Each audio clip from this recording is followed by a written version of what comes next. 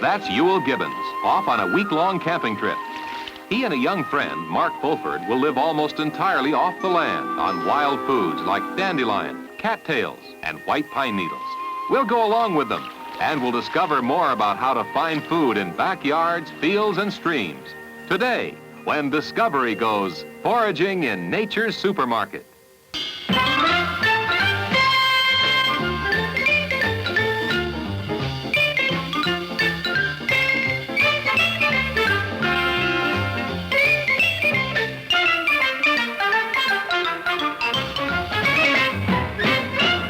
Discovery 70, the award-winning program for young people with Bill Owen and Virginia Gibson. Hi, and welcome to Discovery. If you've ever wondered how the frontiersmen and other early settlers got along before there were farms and stores in America, you might be surprised to know that there's a man here in the hill country of central Pennsylvania who still lives that way from time to time. His name is Euell Gibbons. Euell Gibbons not only knows all about the wild foods in nature's supermarket, but one of his great pleasures in life is finding, cooking, and eating them. That's why, although he lives in that remodeled old farmhouse up there, you'll very seldom find Mr. Gibbons at home. As often as he can, Euell will pack up his camping gear and take off on what he calls a survival trip. Euell and his friend, Mark Fulford, who's 15, often spend a week or more on one of their trips, and they've managed to survive quite well in the process.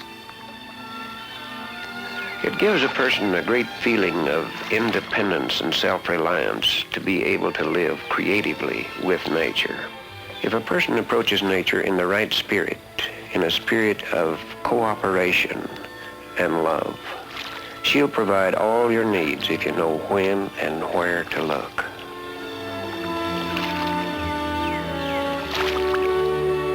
The object is to live off the land. The rules are simple. The only food you can take from home is sugar, salt, flour, and cooking oil. Everything else must be found along the way. Much of the secret is in knowing when to look, how to look, and what to look for. Just as fresh supermarket foods change with the seasons, so the time of year determines what wild foods can be found. But there's always something available, except in the dead of winter when snow covers the ground. One of the first things Mark finds is a burdock plant. In Japan, the burdock is grown as a garden vegetable. In this country, burdock grows as a weed in vacant lots as well as in the woods and farm fields. Although there's more available in the country, many kinds of edible wild foods can be found in backyards and city parks as well.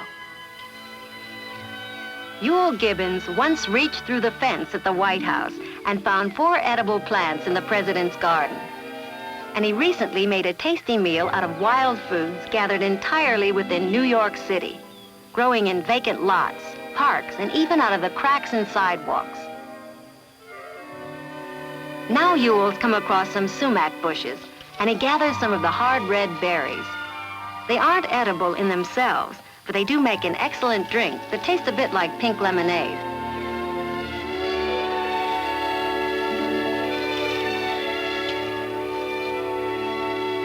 The sumac and the wild parsnip, which Mark is digging here, are both found in cities as well as in the countryside.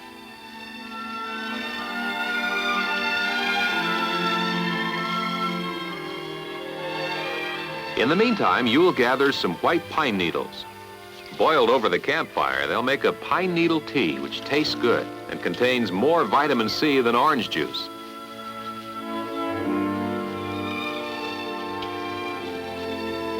Mark has found a viburnum tree. Some of these trees do not produce good fruit, but the one Mark has found has fruit with a flavor about halfway between a raisin and a date.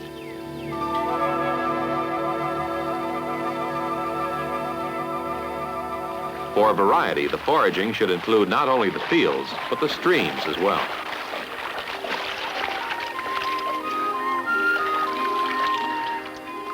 The freshwater crayfish, or crawdad, is related to the lobster that lives in salt water. Crayfish can be found in streams and ponds from one end of the country to the other. Many people use them for fish bait. but Euell considers them a choice delicacy. Later, Mark and Euell try their luck at another kind of fishing. This little bluegill, also known as a sunfish, is as tasty as any fish around. And like the crayfish, they can be found in almost every part of the country. The forager cannot afford to spend all day waiting for a trout or bass, but he wouldn't pass one up either. Now it's time to eat. The foragers have found everything they need. The main dish will be bluegill fillets.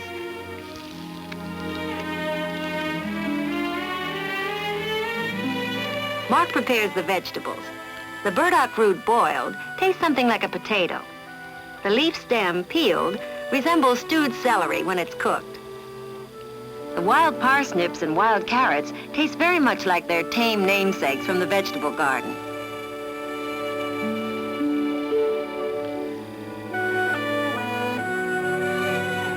The sumac berries are soaked in cold water, the berries removed, sugar added, and the result looks and tastes like lemonade. Euell calls it roost juice because of the Latin name for the sumac, Rus glabra.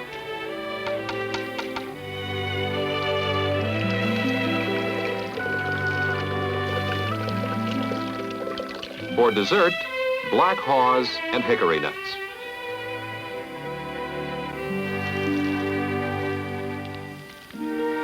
It all tastes pretty good, but it's more than just the food itself which makes foraging so satisfying.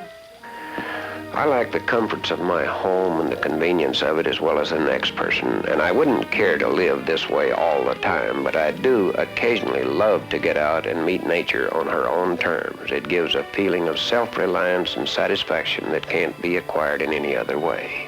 I doubt if there's very many people in the world who've had more fun than Mark and I have had today.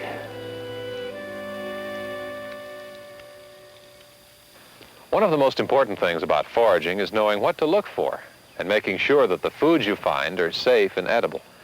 So we asked Euell Gibbons to take us on an expedition scouting for wild foods in the fields and woods around his house. We saw dandelions, watercress, sheep sorrel, and found one plant that Euell calls the supermarket of the swamp. We'll take a closer look at all of them in just a minute. Our foraging expedition with Euell Gibbons began in his backyard.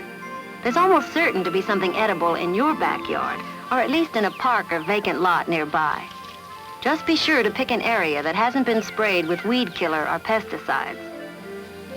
The first wild plant we looked at was once grown by the early settlers in America, the Jerusalem artichoke. Here's the way the plant looks when the tuber is ready. Oh, yeah. You recognize it by this sort of look with the little flower heads up there. Have to do a little digging, huh? Yes, the tubers are underground. All right, we'll dig one and see what they look like.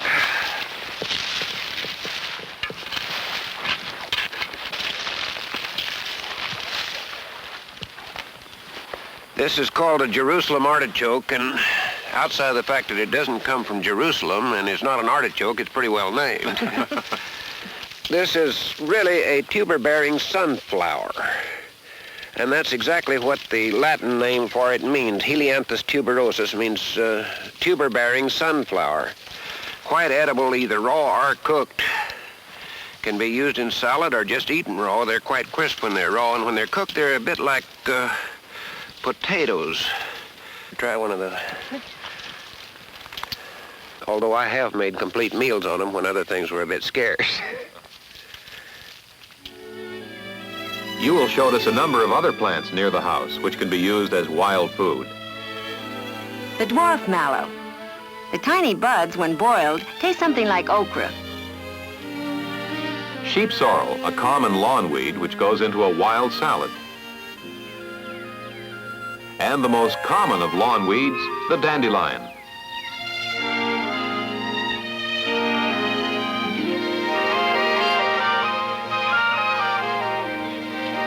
The crowns, the part between the leaves and root, are tasty in the fall, but bitter during the summer.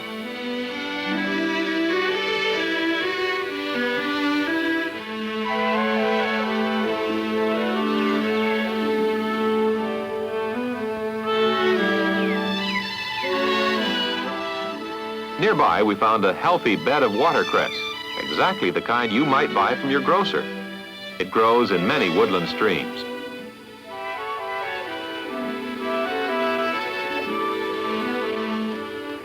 Ewell's favorite wild fruit is the persimmon. These are wild persimmons. It's an excellent fruit, but you better let me select the ones off the tree because they have to be thoroughly ripe, as soft as cake dough. And if they're not, if they're even the least bit green, well, they'll cause your mouth to pucker up until you'll look kissable, but it won't taste so good. The best way to get the ripe, here, take this one, Bill. The best way to get the ripe ones off the tree is to climb up the tree and give it a shake. And then the ripe ones fall off and the green ones hang on.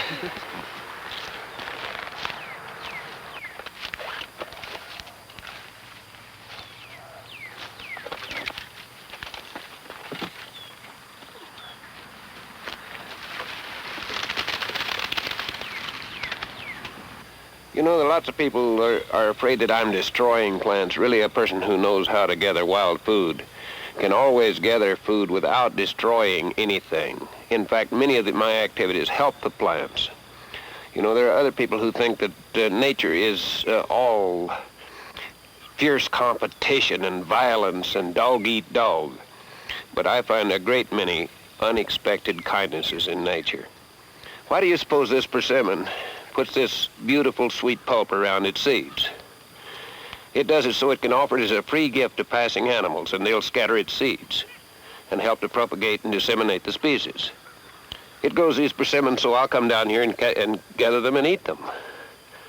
Now, the persimmon tree could get along without me, and I could get along without it. But both our lives are richer because we have a relationship with one another.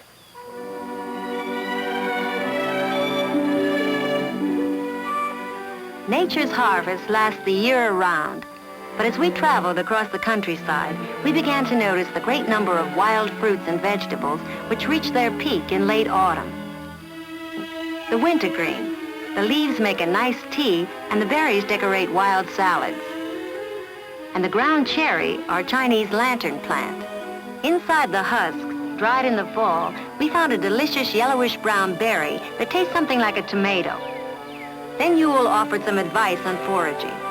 You have to be careful about what plants you choose. The ground cherry is related to the deadly nightshade, a poisonous berry, also called belladonna. So it's very important to know the poisonous plants from the edible ones. Finally, Euell gathered some ordinary cattails, a plant he calls the supermarket of the swamp because of its many uses as wild food. Later that evening, Euell told us what he meant and why foragers appreciate the cattail so much. The reason they call the cattail the supermarket of the swamps is because it produces so many different kinds of food. It produces food through all the year, and this time of the year about the only thing you can get is the rhizome and the sprouts. This is the rhizome. It's really an underground stem that runs from one cattail to another, and you can peel it down like this, and it has a starchy core in the center. This can be dried and ground up to make a very good flour, almost like wheat flour. You can make it into biscuits, muffins, pancakes, or anything else. But the best way to handle it when you're out in camp is to just take a piece about that long, a number of pieces, and just stack them around your campfire and let them roast in the campfire. Turn them once in a while. Then peel them while they're still hot and put them in your mouth and eat them. They taste like a sweet potato. We can't show you the rest of them in the swamps this time of year. It's the wrong time of the year, but I do have some slides here, and I can show you what they look like. And here is our first slide. Here are the cattail bloom spikes, just at the right stage when you should gather them. These are usually gathered about May or June in this part of the country. And here is what many people think is the best part of the cattail, the Cossack asparagus. This can be eaten either raw or cooked. And cooked, it is a very sweet, mild vegetable with no bad or bitter taste whatever. And raw, it goes very well in salads, or you can just peel it and eat it. Our foraging expedition was over, and Euell invited us to a wild dinner of some foods we had found. Jerusalem artichokes, dandelion, round cherries, and even fried groundhog. We'll see the ways they're all prepared in the Gibbons kitchen. And we'll do that in just a minute.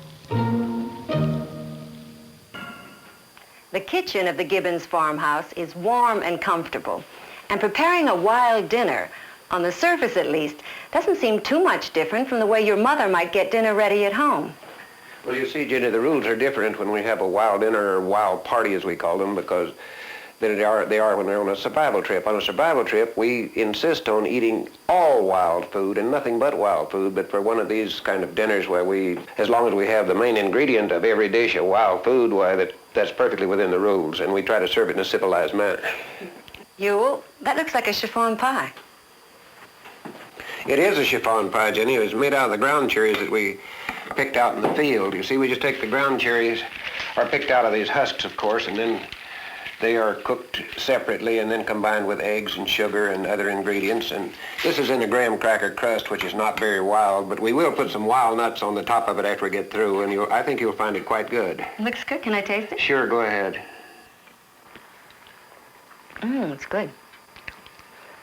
I enjoy these chiffon pies. I make chiffon pies out of nearly every wild fruit in the world. I've even made them out of Jerusalem artichokes. Looks like you've prepared some salad greens, but some of them don't look too much like what we normally see at home. Well, some of them are not, but this should look familiar because this is the same kind of watercress that you find in those little sandwiches at wedding receptions. And it grows wild here. We get it down in the stream here. And this is sheep's sorrel. It has a lemon-like flavor, and it has a very peculiar shape so you can easily recognize the leaf. Notice the shape of the leaf here. It has a halberd shape, something like an arrowhead, except the tangs stick out instead of coming back. It has a lemon-like flavor, and it's quite good. It really adds something to a salad. This is wild garlic, which must be used with extreme discretion because it is strong. And this is the wintergreen berry. This is picked in the woods. This is the kind of plant it grows on right here. Very pretty. And when you mix these two together, you will notice that it's as beautiful as anybody's Christmas decoration. And it tastes just as good as it looks. Now the rest of our wild dinner is beginning to take shape. One of the meat dishes calls for what Euell describes as a strong stomach and weak prejudices. It's fried young groundhog. In some areas, it's called woodchuck. We're also going to have Jerusalem artichokes. They look like potatoes after they're boiled. These fat dandelion crowns are boiled and served with salt and butter. The tea smells delicious. You've probably heard of it. It's made from the roots of the sassafras plant. Our wild dinner is ready. Frida and Euell Gibbons are Quakers, so each meal at their home begins with meditation or prayer.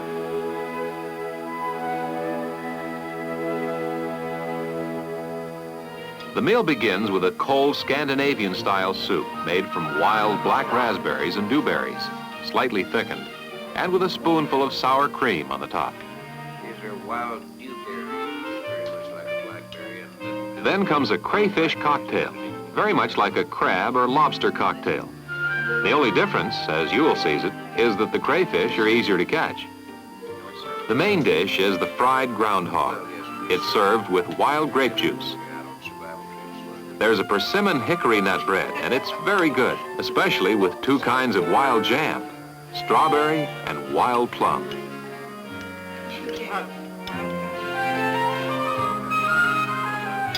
The cooks seem to enjoy the meal most of all. Finally, the best part of dinner, dessert. The ground cherry chiffon pie is topped with whipped cream and frozen wild strawberries.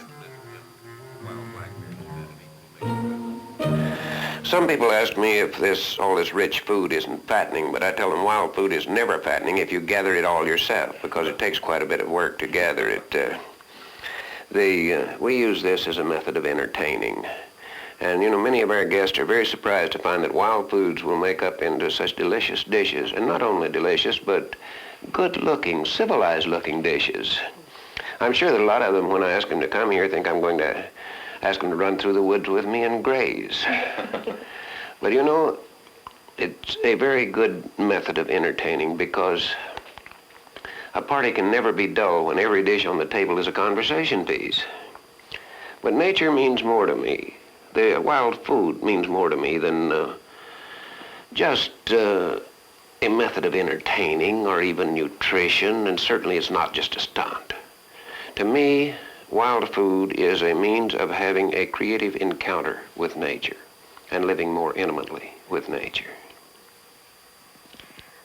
Of course, the menu for a wild dinner changes with the seasons, and there are literally hundreds of wild foods waiting to be tried if you know what to look for and where to look. Next time you go outdoors, see how many of them you can find. Foraging for wild foods in nature's supermarket can be a rewarding and enjoyable adventure. We'll be back in just a minute. Whenever Euell Gibbons isn't out scouting for wild foods or preparing them in his kitchen, he writes books on the world of nature.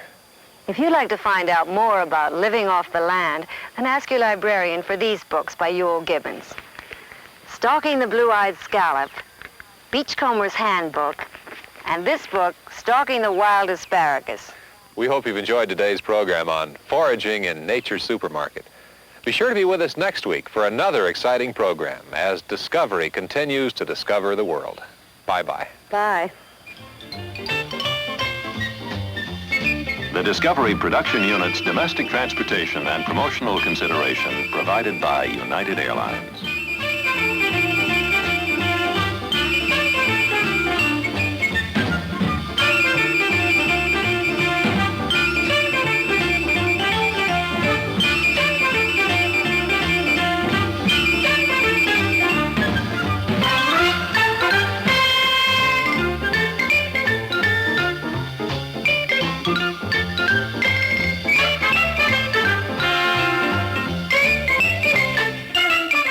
This has been a Jules Power production in association with ABC News.